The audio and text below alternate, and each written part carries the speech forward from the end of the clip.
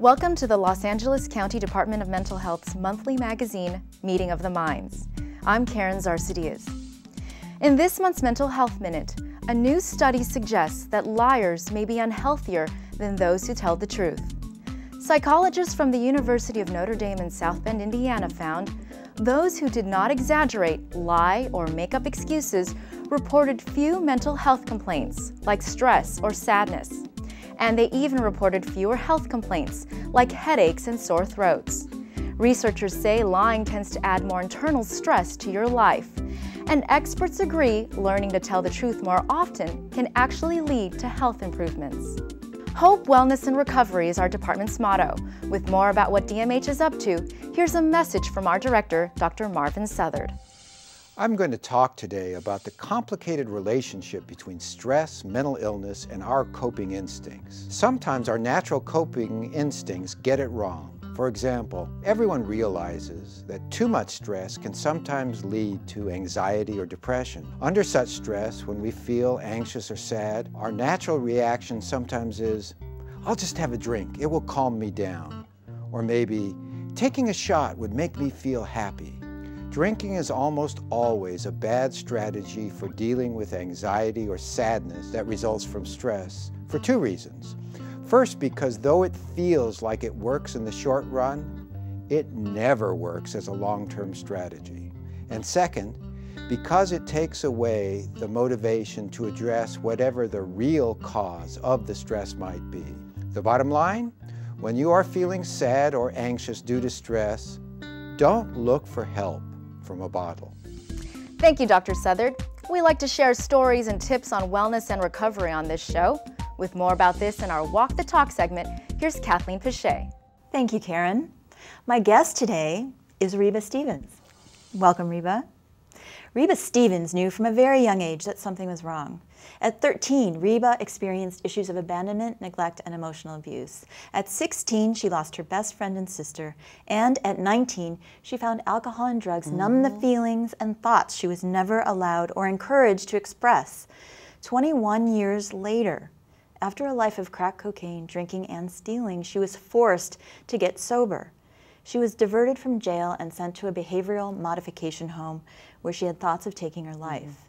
After moving in and out of 3 rehab facilities, she was clinically referred to Augustus Hawkins Mental Health Center, where her angel, Dr. Lorraine Allman, tested her and gave her diagnoses of major depression, bipolar II, post-traumatic stress disorder, borderline personality disorder, and polysubstance abuse. Having this information gave Reba hope for the first time, and she created a plan for recovery. She continued AA, worked with a doctor, and learned the tools needed to help her be a better person and recover. Reba now works and volunteers for mental health as a peer advocate. Yes. It's so great that you're here. Thank you. Well, thank you for having me. Once you found out about your diagnoses, what were the types of therapies that really helped you? Oh my. There was a group, New Possibilities, that was taught or facilitated by my primary doctor, Lorraine Allman. And with New Possibilities, I learned how to relax, to breathe, the importance of what was introduced to us, a wheel with 6 spokes of mindfulness. And it had to deal with noticing what I thought, what I felt, what I wanted, what I will or will not do. And this was the beginning for me, was to understand the importance of breathing, my breath, to relax, In the moment, right? in the moment, to be present, to be centered. And what types of therapies help you now? Well, I continue to meet with my primary doctor, who's now is Dr. Paul G. Longobardi at Augusta Hawkins Mental Health, and meetings of Alcoholics Anonymous, working with others, helping in the community. And these are all a part of what recovery means to me. It's not about being in a box or being labeled with Department of Mental Health Services. It goes beyond that. Okay. What is the most important thing about your recovery? Helping others. Helping others. Helping others. It's part of the cycle, isn't it? It's Once all- you become an advocate, it helps you in your recovery. Reba, what does hope mean to you? Hope for me means to continue to live the life that I'm living today with improvement, my spirituality, my relationships with others.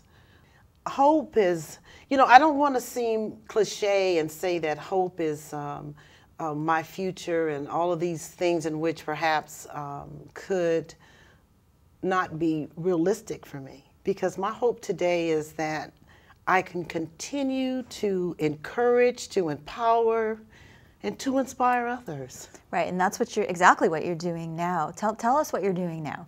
Well, right now what I'm doing is I'm, besides working with Department of Mental Health Services, I'm managing a home for men, a transitional living facility.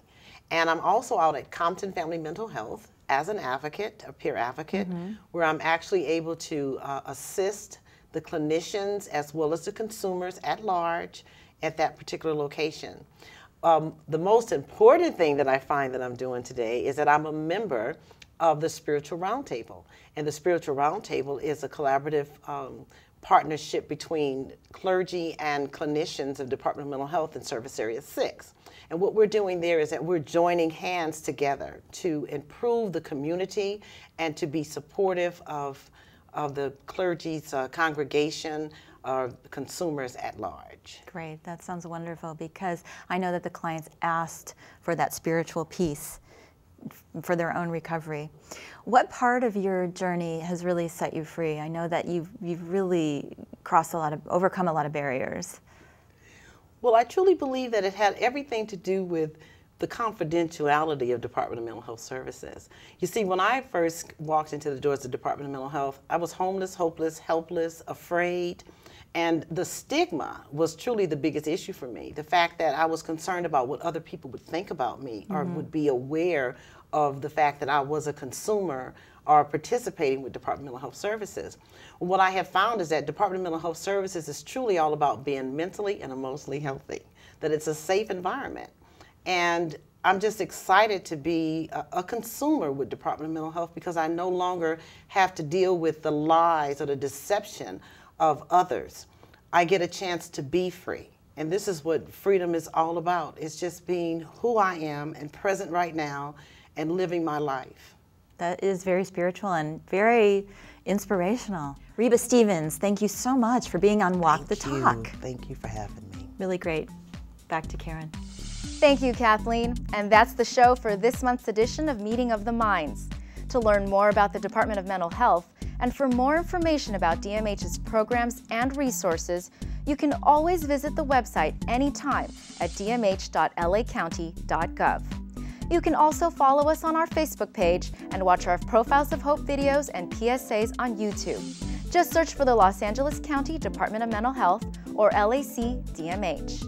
And if you or someone you know is in need of help, you can call our 24/7 access line at 1-800-854-7771. That's 1-800-854-7771. Thank you for watching. We'll see you again soon.